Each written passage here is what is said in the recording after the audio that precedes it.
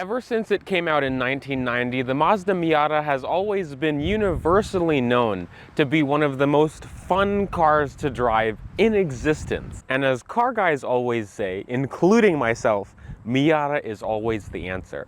Let's see if this 2022 Mazda Miata Club actually is the answer.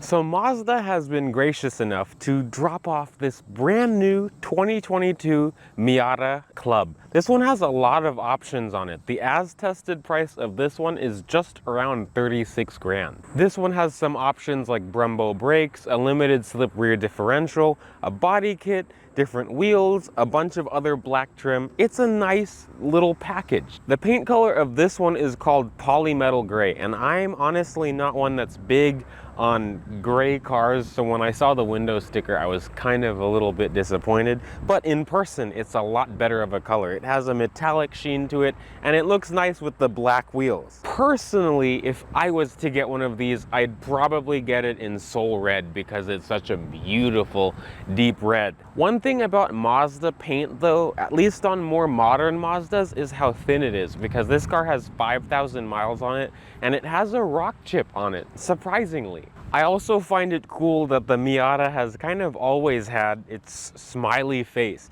This one has LED headlights, only the low beams and high beams, but I do have to say at night, these are really good. Let's start talking about the business end. Well, at least everything is business, everything is fun about this, but you can only get one powertrain but two different transmission options on your MX-5 Miata. So all Miatas come with this 2-liter naturally aspirated 4-cylinder, which is a darling of an engine. Honestly, I have loved driving this car all week. It is so fun. It makes 181 horsepower and 151 pound-feet of torque. That might not sound like a lot, but this car is 2,300 pounds. Mazda claims that the 0 to 60 for the Miata is just under 6 seconds for the manual transmission. Now, talking about transmissions, you can either get a 6-speed auto, which all power to you if you want to get an automatic Miata, but this is the combination to get. The 4-cylinder, well, you know, you can only get this engine with the 6-speed manual transmission because it really wakes this car up. This one also has a limited slip rear differential, so it has been quite nice and quite easy and fun to kind of, you know, slide around and throw around, you know. I didn't say that. As far as fuel economy is concerned, surprisingly, even though I've been redlining this thing almost all the time, well, not all the time, but a lot of the time, I've been getting 31 miles per gallon combined. Mazda claims you could get 29, so I've been getting better than that. And like I said earlier, this has a few options on it from the factory, like these BBS wheels, which are black. They look really nice with the black and gray. I know I said that, but it's nice. It's a sporty look. This one also has a front lip, side skirts, and a rear lip, which make it look nice. But if this was mine, I'd probably have them be body color too. This one also has front Brembo brake calipers, which stop on a dime. This thing really stops very nice. Now, I really like how Miatas have always been soft tops. I don't know if for the ND generation, this current gen, if you could get a hard top in the aftermarket world, but I like this more because you can just pull this and then there's a little latch in the middle and then it's done. So easy. Or you could just flip it back, click it, and it's done. It is so nice and just quick. That's what I love about the Miata. Really quick, this is the key. It reminds me of Volvo keys, like new Volvo keys, but there's only one way to open the trunk outside of your Miata. And not only one way is on the key fob, because to my knowledge at least, and I've been poking around this is only the backup camera. I've not found anywhere to pop the trunk besides the key fob. There is a little release by your left knee inside the car, but you only have 4.5 cubic feet of volume to be working with. So it's not a lot of room. This is maybe at most a weekend getaway type of car, or just like a weekend car, you know, throw some stuff in here like a backpack. But in here, is literally, as I make the joke, it actually happens. You get a can of Fix-A-Flat and a pump, and hopes and prayers from our Lord and Savior Joe Pesci. So yeah, not a lot of room, but I like that the top being up or down does not affect the trunk space in here like other usually hardtop convertibles. And how I close the trunk in this, because I don't like, you know, smudging up paint and fingerprints, there's a little hole, you know, because you don't have a trunk liner in here, because I don't need that. Let's see. That's how I close the trunk. So we're doing this video a little differently compared to, you know, the other videos. So, but I wanted to just get in this car because this is a driver's car. And it is so fun and so charming. So, of course I had to have the top down to drive this. So, I have the windows up though, because surprisingly, when the top is down and the windows are classical music, I don't want to listen to, how do I turn it off? Okay, because I don't need classical music right now. I won't turn the AC on. It's like I have a big window on top of me. But driving this has been an absolute treat. Now, there's actually one thing that I wanted to not really complain about, but let's talk about the infotainment screen, because that's the first thing that, well, the first issue that I have every time I drive this. Well, not issue, but the first thing that happens when I drive this car. This one has the 7-inch touchscreen display, but it's only touchscreen. This is the catch. It only is touchscreen when you're not moving. So the car knows, which is annoying. So you have to use Mazda's scroll wheel at the bottom, which, I mean, you can get used to it, you know, after a while, but I've had this for a week and it still annoys me because the screen is so close up that I'd love it to be touchscreen all the time. I feel like that's less distracting. But besides that, it works great. It has Apple CarPlay and Android Auto, and they both work very well. The audio system in this is decent. For the price of this car, it's pretty good. And there's speakers in the headrest, but it only works when you're on the phone. Since I was talking about the headrest, these seats are so comfortable. I do have to say though, if I was any bigger, I'm 5'9" and like 190 pounds, I would not fit in this if I was 6 feet, 6 feet and above. I just don't think I would. But these seats are so supportive. It's like having someone just cradle you while you're driving. They're also heated, which is nice to have the top down on a cool summer night, and then have the heated seat on. Excellent. Talking about cool summer nights makes me think about the climate control. You have single zone climate, it's all manual, which honestly I prefer. This is a driver's car. It's supposed to be more simple and bare bones, less distracting. It works very well. Just like flick the AC on, flick the AC off, you know, just 3 knobs. The steering wheel, it's a 3-spoke leather-wrapped steering wheel with stitching. It has controls on it. On the left side are for the audio controls and the phone, and on the right side are for the cruise control, which works quite well. Now, I'm looking at the gauges. I like that the tachometer is right in the center, because that's really what I'd be focusing on. Well, that's really what I focus on when I'm driving this car. So, and it's very easy to read as well. The speedometer is on the right and it's a little bit smaller, and on the left is a semi-digital screen which shows you basic information like fuel, the coolant temperature, and also gas mileage and other economy things like that. I have such a good time behind the wheel of this because the steering is quite quick.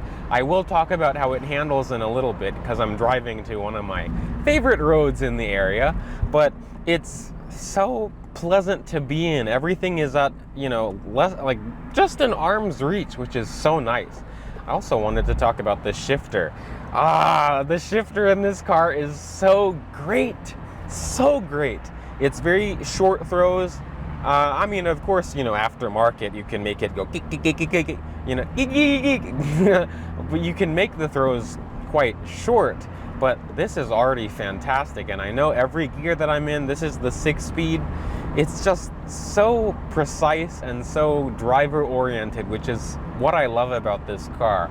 Like, and it makes downshifting very nice. There is a cop behind me, so I'm not gonna actually be doing anything stupid just yet, but it makes it so pleasant and so connected behind the wheel. The clutch is also very light too, in a good way. It makes it very easy to learn how to drive stick on this car, which is one of the nice things about a Miata. You can learn how to drive stick on this, and it's very forgiving. This one also has hill hold, which I never use it because I learned how to drive on cars that don't have hill hold, but it's nice that it's there for people that are learning. Since I am just cruising, it is a pleasant cruiser. This car though, when you drive it normally, it's just begging you to go. That's all it does. It wants me to go down and go down 3 gears and just full send. But when you want to drive comfortable, like the seats make it nice and comfortable. The ride is stiff. It just feels sporty, but it's composed. On bumpy roads, I could say the same thing too. It's not jarring or anything. This seems promising. I'm front of line at a red light. We're gonna see how this thing accelerates. And you can see me in the zone. I wish the camera angle was a little bit wider so you could see me shift too. But I think the arm movements, here we go.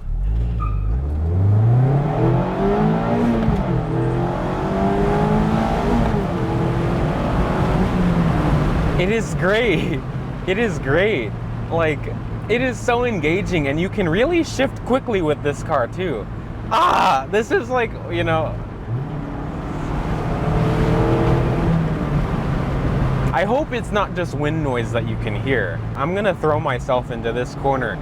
The other day I took this corner and I actually got it a little bit loose because this is a sweeping corner. Wow, it did it again. No, not too much, but that's a windy corner. Is that who I think it is? No. See, Michael, there was just a Civic. Hang on, I'm gonna go.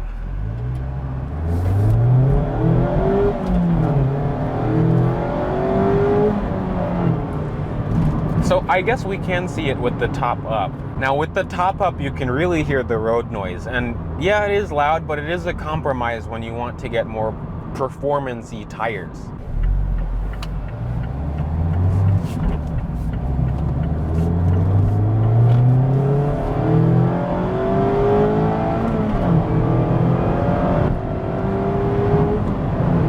It is so great, but you can see I'm doing 60 right now and there's a lot of wind noise. But I turned the AC off and I'm on a bit of a, well, right now it's just a bit of a windy road, but the car is very composed. This is exactly what it wants to be doing. I'm gonna have to turn the air on because it is hot as a mug.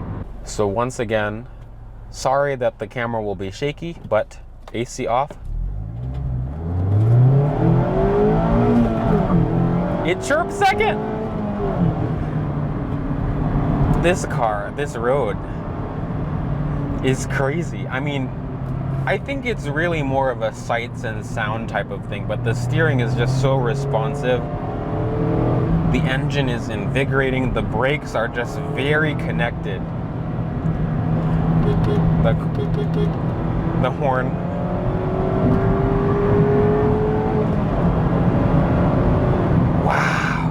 Yeah, the brakes are strong. I should have been in third, but that's okay. I'm kind of more chilling now. But you can feel the surge of power. So the early NDs did not have as much power.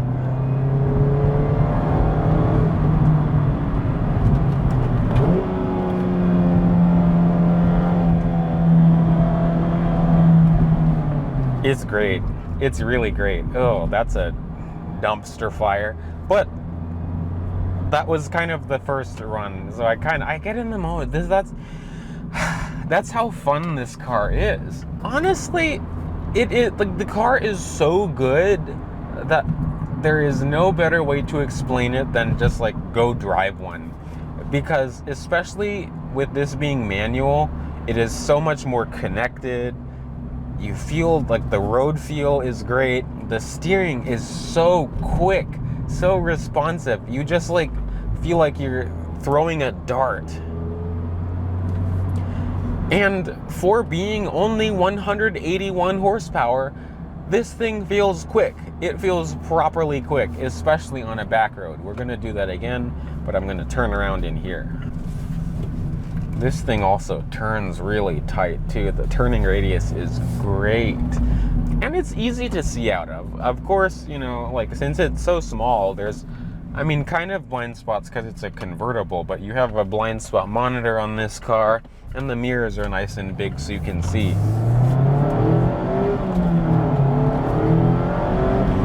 Like coming in on this corner, it sounds good at higher revs. And you can feel the rear end rotate. That's why the LSD is great. I'm supposed to be more tame. Screw it.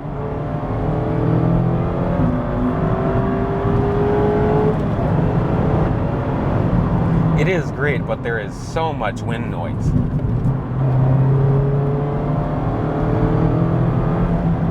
So much wind noise, but like, that's why I like this with the top down. The top down makes it more acceptable for all the noises.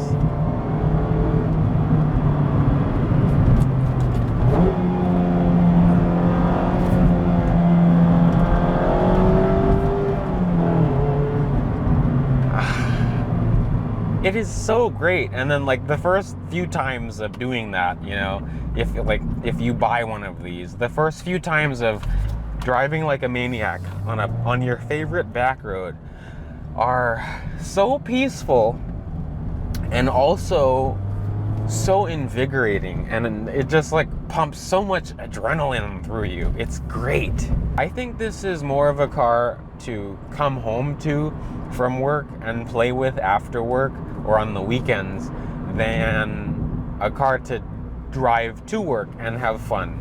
Because I drove this to work on my commute, and I mean, it's not bad, but it's just like you're driving a small manual car. So like, you know, working the clutch in traffic isn't the most fun. Just all the little things. I like driving my comfy car on my way to work, and this is just something that's like, you get home from work and it's just like, are we going to play? You know, like, are we gonna, you know, like, we're gonna, you know, it's like a dog or a kid, you know, throw the ball and then the dog will just do it. I really adored this car over the week that I've had it. Mazda actually picks this up tomorrow, and I'm getting something else interesting. So this is how my friends and I have kind of summed this car up. It's kind of like getting a foster kid, and I mean, it sounds messed up the way how I say it, but I prefer it this way. It's, you get a foster kid and it's actually a good kid and you want to keep it. I really am gonna be sad to let this car go tomorrow, but you know, that's the joy of doing this job. So thank you for watching this video, and thank you for joining the experience of a Miata with me. This has been the first time I've actually had a more long-term experience with one, so my God, it was an absolute treat. But thank you for watching this video. I hope that if you have one or are looking to buy an ND Miata, I hope that this video helped you, and stay tuned for many more videos like this in the future, and I will see you all in the next video. Bye peeps.